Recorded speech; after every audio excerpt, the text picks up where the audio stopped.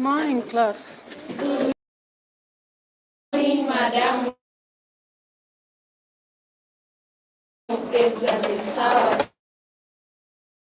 I'm fine. Why is your door from outside?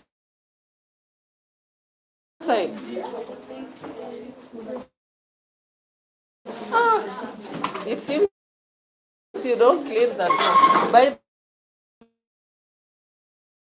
the class.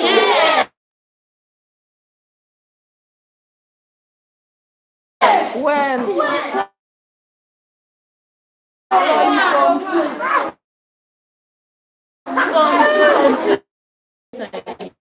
Stifling iron. I don't All like of us are not reading. We are on page 54, the last paragraph. Oh. Yeah. On. Now they are talking loudly. Complained a voice inside. Stifling iron. I don't like their shouting. It was better with the silence. I don't like it either. I wish they could stop.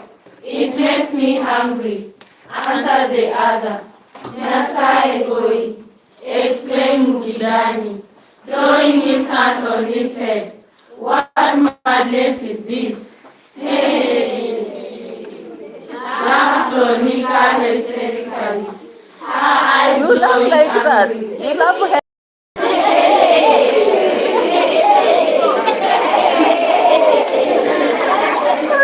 Oh my God. Let's proceed. Laughed Ronika hysterically. Her eyes glowing angrily. Mukidani sana Mukizungu. Now you have seen it with your very eyes, haven't you? Hey, now you have dipped your finger into the hole and ascertained for yourself. Eh? Today you will learn about the people of the world. I tell you, today you will know. In the end, she had to physically drag Mukidani to the briefcase and force him to unlock the padlock and free it from the bed frame. Ouch! She snarled, hurling the briefcase out into the night and sending him after it. Go on with your devil money this very minute, find somewhere else to keep it, but not in this house. You hear? The children, who had been woken by the raised voices, huddled together in a corner, puzzled. They had never seen their mother that agitated, or their father that scared. It was the longest journey Mukidani had ever undertaken in his life. That upward of 100 yards from his compound of the gallows seemed like a mine with the staircase that got heavier and heavier in the hand with every footstep he took. All around him the night swam in unseen creatures, their formless bodies swimming in and out of his way as if they meant to entangle him in their many scary octopus arms. Occasionally, he chipped as he put his palms on the ground to right himself, struggling to keep the heavy briefcase in his grip. He felt a sleek tendrils yanking out of the darkness and coiling around his ankle, tightening in a black circus grip. In the scary moment in which he wrestled with the unseen demon, he felt the gold tighten the razor edge biting into his flesh, but without drawing blood. And yet for some reason he just couldn't let go of the case and turn tail. For his linen feet seemed set on going the entire journey to the gallows and nothing short of that. It was a big relief when he finally saw the electric light from the gallows had installed at their high wrought iron gates, looming in front of him. The moment he approached the gate, two huge hands came running out of the flower bushes, their teeth flashing. I say, Gallo, open up for me, shouted Mukidani. It is I, Mukidani. There was a moment of silence before a light went on in one of the windows of the double-story brick house. All this while, the The dogs had been snarling at him from a distance, but now he has attempted to rap on the gate. They both laughed at him, clicking on the metal grill. A money gleamed in their shiny eyes. It was as he was almost giving into the hysteria and tossing the heavy briefcase over the gate that he saw a bright light flash from the direction of the party-hidden front porch. The powerful beam seeking him out and playing around his chest and legs.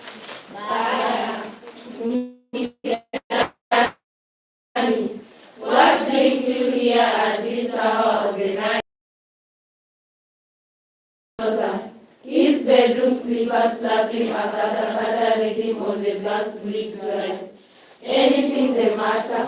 Steal your dogs, Lalo. I am not a thief or a witch like the Median princess, shrieked Mukidani breathlessly. And yes, something is the matter. I changed my mind about selling the land. Here is your money. Before Gallo could take it what it was all about, Mukidani had dumped the briefcase at the gate and taken off into the night like an arrow. And he wouldn't stop to catch his breath. Not even when he banged his head on low-hanging branches or knocked his toes on outcropping roots on the path, opening up flesh painfully. All that preoccupied his mind was getting as far away from the solid brick house as he could. All right. So we go back to page 54 and discuss at night what happens. And then remember, we were focusing on the failure to listen and the consequences of that. And we were also looking at the aspect of illiteracy. And then we have some sort of, I don't know whether we can call it superstition or mystery. Because do you believe that that money had some ghosts in it or something? What was that was speaking? What do you think? Because the title is talking money. What do you think, by the way? Yes? Because the story is from Kenya. It's not from another country. So it's something you can write, I can write, relating to what happens around. Does something like this happen, by the way? Yes. Somebody can give you money, then it talks. No.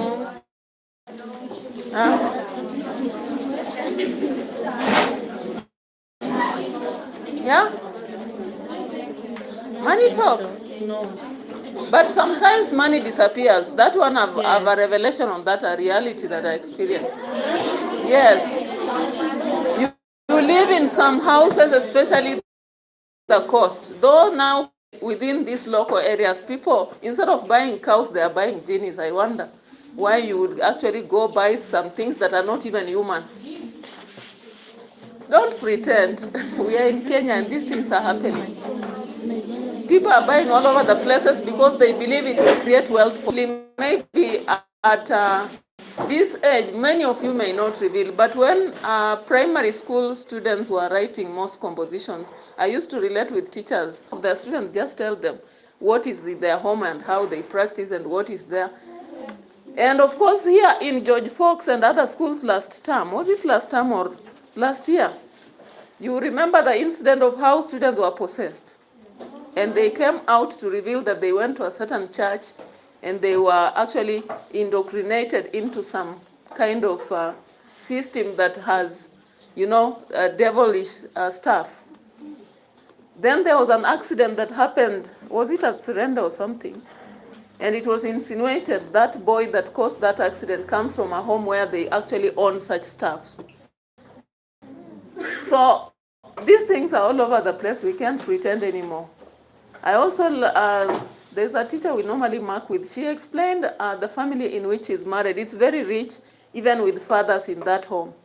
But they also have those stuffs. In fact, one girl went to Lugulu and she would not survive because she was now recruiting many girls into devil worshipping. So these things are there. We can't pretend, however much we want to. So that story is written from Kenya. Gazemba is from Maragoli. Mukidanyi is a Maragoli name, you can see. Kizungu and all those. So actually, when it is written in Kenya, unfortunately, Kenyans, we pretend a lot. Nigerians, at least they show us even what happens. And someone once said, if we were acting really what people do in Kenya, our Afro cinema would be super than even what Nigerians show us. Because the things people do are extremely more than what we see from Nigerians. So when we look at this Gallo story, whether we may want to believe or not, maybe, because I just wonder. At first I used to say maybe Mukidanyi can return the money. But then I ask, if they are speakers, how comes they only spoke when Ronika and Mukidanyi were quarreling? How comes they were following their script on what they are talking and saying, at least we are in a comfortable house, something like that. So you may not actually know, because these things are happening currently with people following a lot of dark forces. In fact, in Kenya, you remember again, it was last year, where there was a group that testifies openly of practicing the dark forces in the country. Then we have also seen the graves that were in Kilifi. You remember? Yes. Yeah. Whereby someone starts it as if it's a church, but actually what they are practicing is not a church. There was also another neighbor somewhere who went to university, and I don't know, just after first semester, I don't know what he got into. Then when he came home for holiday, as if he was being asked to sacrifice the mother, but he was rejecting. So within that fight, before opening back to university, he just died. Because people could see him talking to things. We don't know what exactly he's talking to. The neighbors could hear, like he's talking about things that are asking for the mother, and he's saying he can't give, and at the end of it, he had to die because, as it is always said in those things, if you want to sacrifice and you don't offer, you have to be the one to be sacrificed. So you realize that Gallo, Ronika had warned if you go back to, was it page 50 or 52? Ronika had warned Mukidanyi that the Gallo's money is not good. Did he listen? No. He never listened, but he got that money. Now what do we see happening at night? Immediately they have slept. From page 53. Yeah, what do we see? Because this man, in fact, we have been exposed to poverty. You remember at the top of page 53, how do we see the evidence of poverty in that home? What are the evidence of poverty? Yes. We see that Ronika and his husband were sleeping in the narrow termite infested bed. Yeah, narrow termite infested bed. So that is evidence of poverty. What else do we see? Yes. They are using a tin lamp. A tin lamp that is actually not in a good condition. Do we have any other evidence? Yes.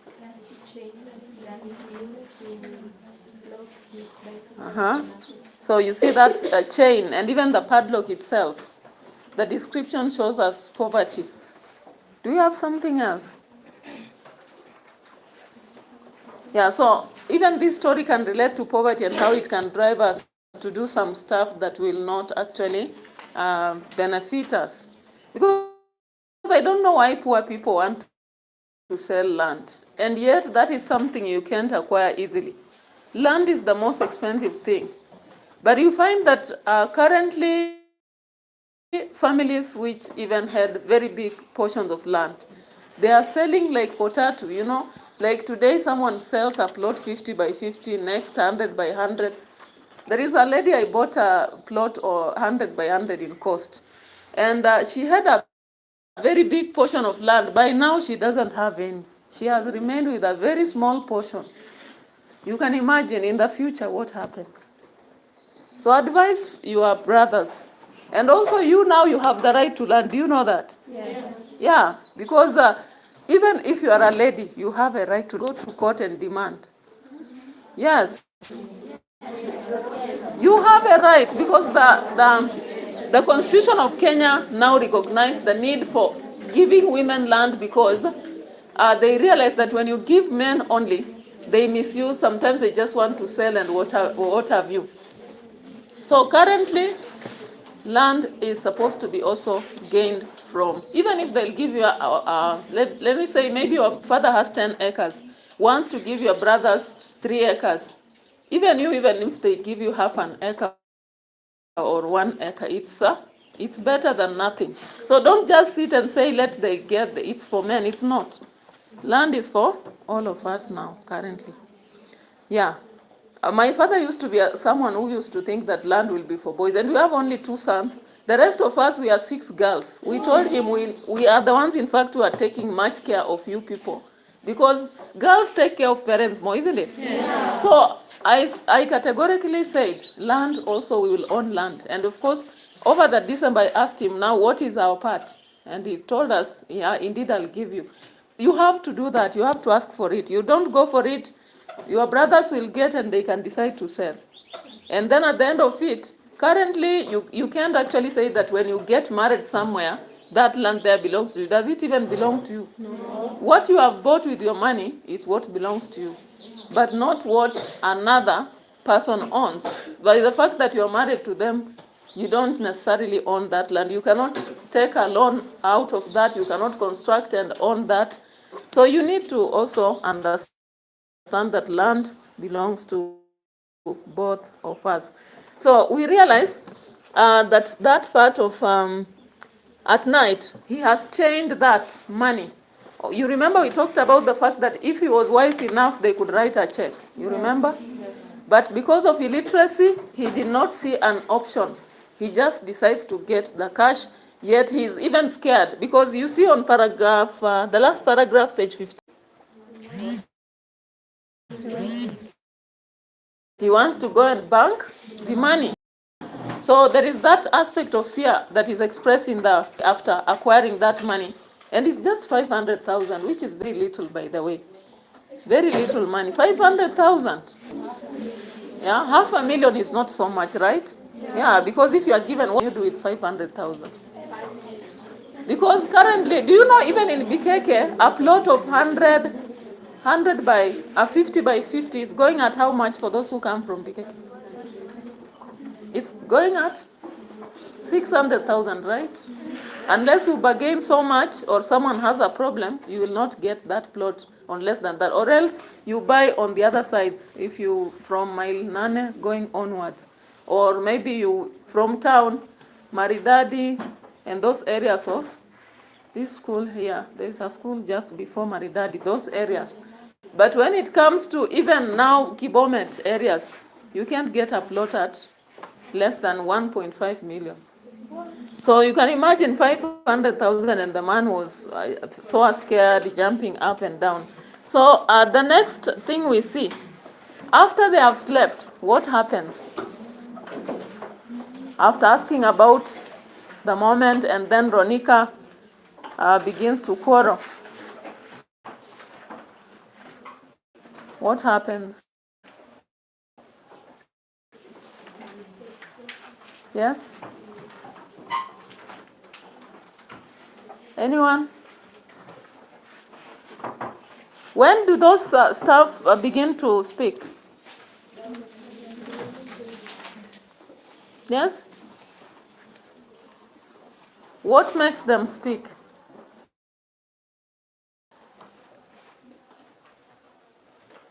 Yes?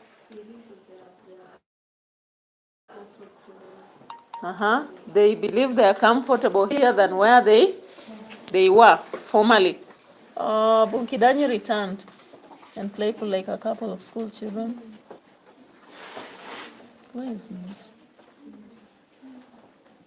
Yeah, so they have they begin to speak about the happiness. Then after some time, we see that as they celebrate the happiness of the place. Then on page 54, what happens?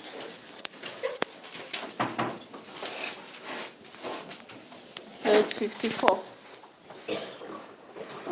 Uh-huh.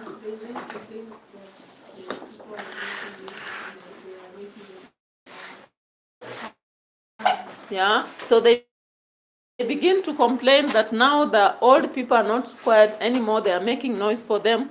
So we then see, what is the reaction of Mukidani? Remember, he's a man who was sending away the brothers, throwing away a pot on the wall, spitting, telling them he doesn't need them, the land is his, he can do whatever he wants. Then when Gallos came, he was there to receive them. He actually told them that he can even clear the land. You know, he was operating like a boss, and someone who was very courageous. But what do we see there? He is so scared. He's not even able to, because as a man, I didn't expect he should be waking Ronika. He should even, now that he is guilty about having beaten her and what have you, he should be the one to listen to that and even condone, talk to them and tell them to keep quiet. But instead of that, he's scared, he's asking Ronika, are you hearing that? You know, am I imagining? So why is he asking even? So there is also that element of fear, and the consequence, we see that consequence, the fact that he didn't listen, now he needs Ronika, and earlier on he never needed Ronika at all. Then, what else do we see? So Mukidani, we see that he shakes, and within the darkness he gropes and picks a matchbox, then lights that lamp, right? So he realizes the sound is coming from the briefcase. And what does Ronika do? What is Ronika's? Yes.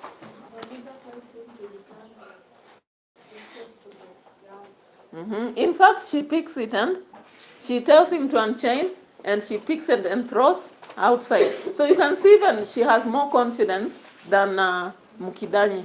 And now she is at least taking over, now telling him to walk out, because unlike the previous situation where now Mukidani was saying, this is my home, I can do whatever I want. Ronika is now the one saying that money can be elsewhere, but not in this house. So Mukidani has to follow the money outside.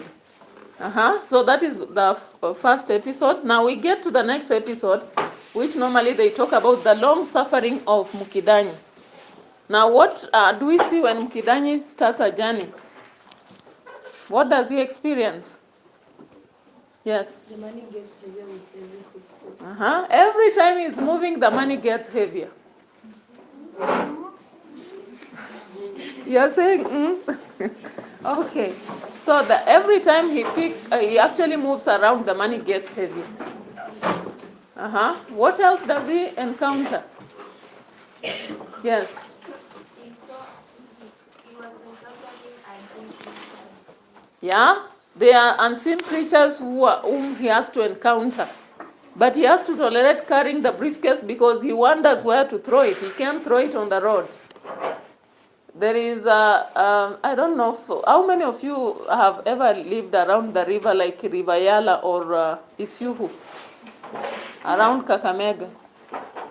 Or you live around the river where people mostly die in the river, and somehow even they come and they are found in your farm. How many? None of you. Because those who live around rivers have such experiences, whereby you may, and some people, I don't know why they are so mysterious, that they believe if you find a hand or a piece of someone who died in such a river, they pick the bones and go use for business purposes. Why are you surprised? This is Kenya. These things are even testified. If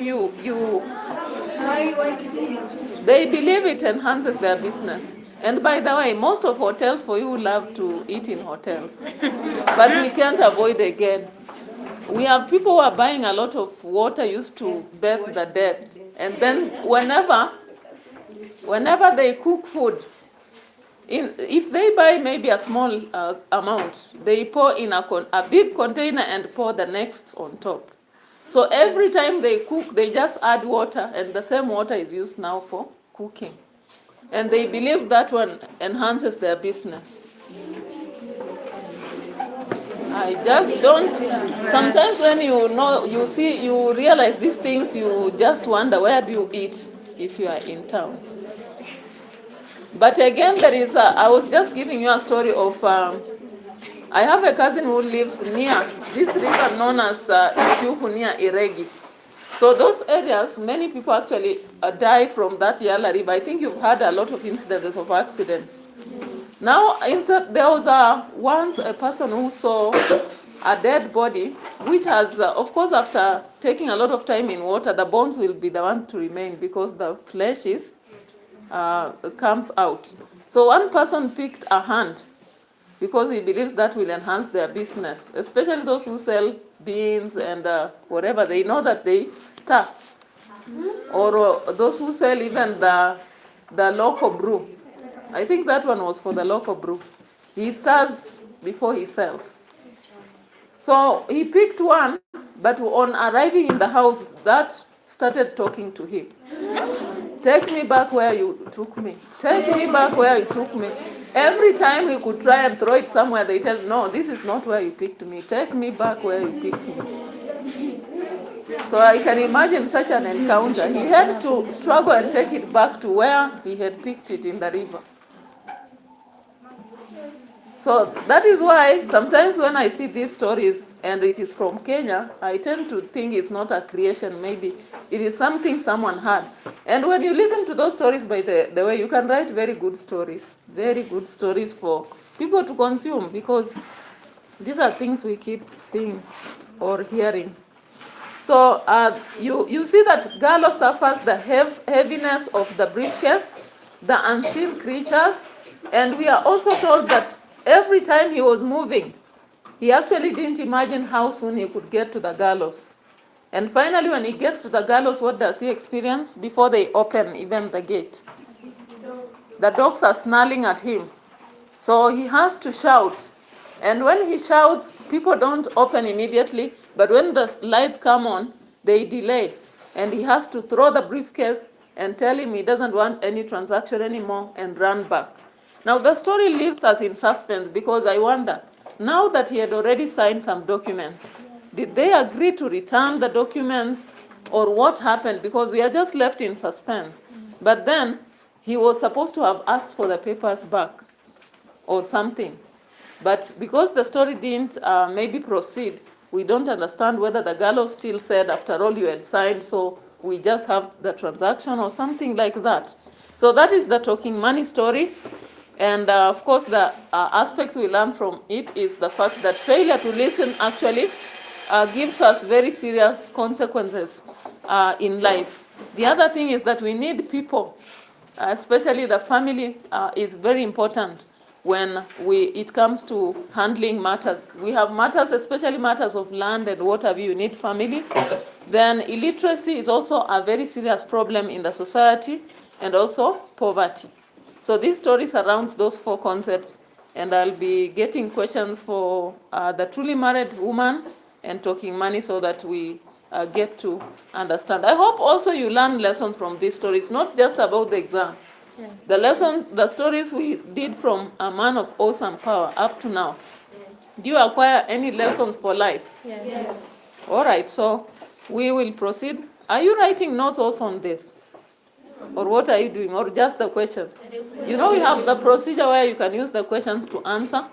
Then, of course, I normally make sure that all the questions are covering different areas of the story, or you write notes. Which one are you doing? Questions. Are you sure you're doing all the questions? Because the books I got are not 74. And you must be about 74. The books which were collected are just about 30-something. Yeah. So where are the rest? Yeah? Or the rest are content? Yes? The rest are Kiswahili. All right, so let's meet tomorrow for the programmer, possibly, because we have two lessons, one programmer, another for the literature.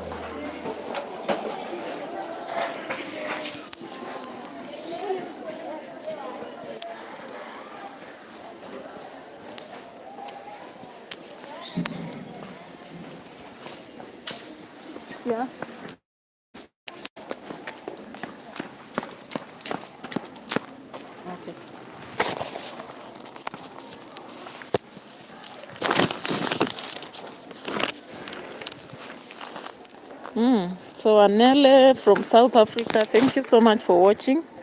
Being a lesson, I couldn't have talked to you directly. Appreciate your presence on my channel. Kelly Sharp, hello.